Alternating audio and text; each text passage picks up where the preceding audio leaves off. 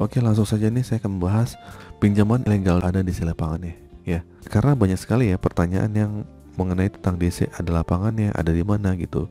Kalian sering komentar di kolom komentar di YouTube saya gitu. Maka saya rasa perlu ya saya ingatkan untuk Anda, jangan terlalu mikirkan masalah DC yang datang. Mau datang apa enggak itu nggak usah dipikirin. Karena hal itu tuh nggak penting ya. Dan sekarang kalian harus berpikir itu bukan bagian dari cara agar bisa bayar utang, ya enggak? Gitu kan. Kalau kalian mikirin ya nggak bakal selesai itu hutangnya. Yang ada kalian tuh fokus sama hal pribadi seperti kerja atau usaha dulu ya, fokus sama diri kalian sendiri. Mungkin kalian pernah mendapatkan kiriman dari DC ya, mungkin dari chat-chat yang sangat intimidasi banget gitu kan, yang menakut-nakuti kalian. Kalau DC mau datang jam 3, jam 4, jam 5, pokoknya ditunggu aja lah sampai akhirnya nggak datang. Mungkin dari kalimat-kalimat DC yang membuat kalian merasa takut, kalian dipancing untuk membalesnya gitu. Intinya di situ sama aja ya. Jawabannya adalah kalian kapan bayar. Kalian tuh jadi di situ nggak mau tahu alasan kalian. Kalian mau curhat ke penjual pun ya percuma gitu. Oke, yang pertama adalah HCI. HCI ini udah pasti nih seluruh kota-kota besar, Home Credit Indonesia. Karena HCI itu banyak ya di mall-mall gitu. Buat kalian tuh gak usah di mall-mall, kadang di pinggir jalan tuh kayak toko-toko mebel, pasti dia sudah bekerja sama sama HCI. Nah, kalau sudah di kota itu ada dan kalian lihat di mall itu ada, ya sudah pasti ya DC-nya ada gitu. Jadi kan nggak mungkin tuh, sudah pasti ya itu HCI itu ada lah di kota-kota besar. Kalau menanyakan bang di Surabaya gimana, ada udah pasti. Gak usah di Surabaya, kadang di Kalimantan, di Makassar, di kota-kota besar ada. Karena saya lihat lowongan-lowongan pekerjaan ya untuk FC itu kan, field collector lapangan HCI itu sudah dibuka di kota-kota besar di seluruh Indonesia. Oke, lanjut. Kedua adalah Tunaiku. Nah, Tunaiku udah pasti merata nih katanya di seluruh kota. Tapi nyatanya sih cuman di wilayah Jakarta. Khususnya mungkin Jabodetabek ya. Tapi Jabodetabek juga kota ya sekitar mungkin pinggir-pinggiran aja seperti mungkin Depok, mungkin Bekasi gitu kan. Dan Tunaiku ini memang terkenal biasanya datang ke rumah ataupun datang ke kantor gitu kan. Ini sudah ada di lapangan nih gitu kan. Bahkan ada ya subscriber saya yang dia telat seminggu aja sudah ditengin oleh DC Tunaiku. Kan gila lah ya gitu kan.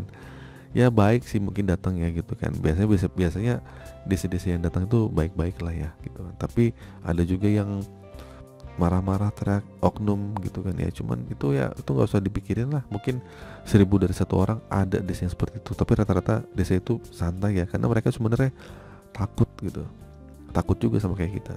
Yang ketiga adalah paylater.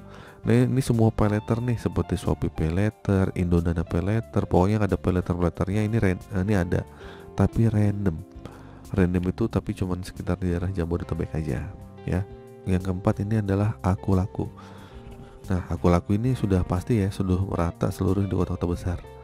Bahkan yang kemarin yang katanya ada di kota-kota kecil, mungkin daerah Jawa Tengah itu ada ditengin gitu kan. Jadi oke, untuk kalian gagal bayar di sini ada di lapangannya. Yang kelima Kredivo. Nah ini sama ya, Kredivo sama seperti Aku Laku.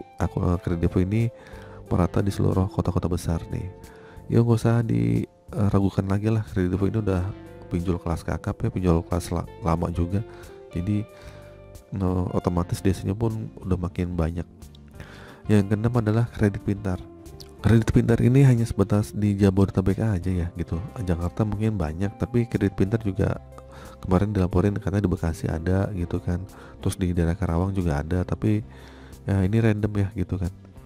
Oke, ketujuh adalah, nah ini ada yang kemarin ada yang laporin nih, cash cepat. Gila aja nggak? Cash cepat nih ada gitu, tapi ini dari Bekasi.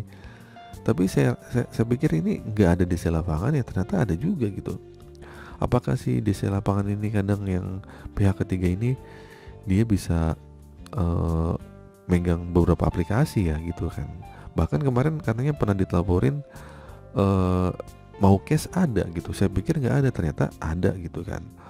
Oke, lanjut ke 8 Finmas. Finmas ini katanya sudah merata ya seluruh kota-kota besar gitu kan, karena dia juga dari Sinarmas ya gitu kan bang, udah masuk Slack OJK juga gitu. Yang ke-9 adalah Singa. Nah Singa ini masuk Slack OJK dan ini ada di lapangan nih, tapi daerah Bekasi dan Tangerang. Mungkin kemarin juga ada daerah-daerah pinggiran Jakarta ya, seperti Cibubur, Cilengsi gitu. Ini ada desa lapangan nih. Jakarta ada, tapi ini random ya, nggak sebanyak seperti Aku Laku dan Kredivo. Oke, yang ke-10 adalah isi cash. Isi cash juga sama nih, random. Walaupun dibilang katanya ada, tapi ini random. Jadi kalau kalian didatengin ya udah, mungkin nasib-nasiban aja. Yang ke-11 es pinjam, Shopee pinjam nih. Ini juga random ya, ada di lapangan tapi ini random. Sama kayak Shopee lah, kayak Shopee Paylater, ini es pinjam ini ada tapi random. Yang ke-12 adalah kredit, yang ke-12 adalah 360 kredit. Nah ini random ya, daerah Bekasi ada gitu kan desa lapangannya, tapi sampai saat ini kayaknya belum ada yang laporan lagi kalau ada orang datangin sama 360 kredit. Yang ke-13 adalah Indodana. Nah Indodana ini merata ya di seluruh Jabodetabek, jadi hanya sekitar Jabodetabek aja. Di luar kota ini sih kayaknya masih belum lah ya gitu kan. Oke, jadi itu ya, ada 13 yang saya sebutin tadi ya, HCI, Tunaiku, semua Paylater, Aku Laku, Kredivo, Kredit Pintar, Cash Cepat, Finmas, Singa, Isi Cash, es pinjam, 360 kredit, dan Indodana. Yang sering mengunjungi debiturnya itu biasanya itu HCI, Paylater, Aku Laku, Kredivo, sama Kredit Pintar. Apalagi di daerah Jabodetabek ya, itu sering banget deh dikunjungi DC. Jadi buat teman-teman yang masih saat ini gagal bayar ya di pinjaman online, saya ingetin kembali ya, jangan takut apapun bentuknya dari penagihan pinjol ya. Nah, karena resiko terbesar dari gagal bayar pinjol OJK hanyalah masuk BI checking ya. Selain itu tidak ada dampaknya sama sekali. Terus gimana bang dampaknya berikutnya? Dampak berikutnya mungkin kalian gak bisa pinjol lagi, gak bisa minjem lagi gitu. Udah gitu doang. Dan kemungkinan besar juga di saat ini kalau kalian mengajukan pembiayaan di perusahaan pembiayaan atau leasing, yaitu akan ditolak ya, seperti di bank juga ditolak.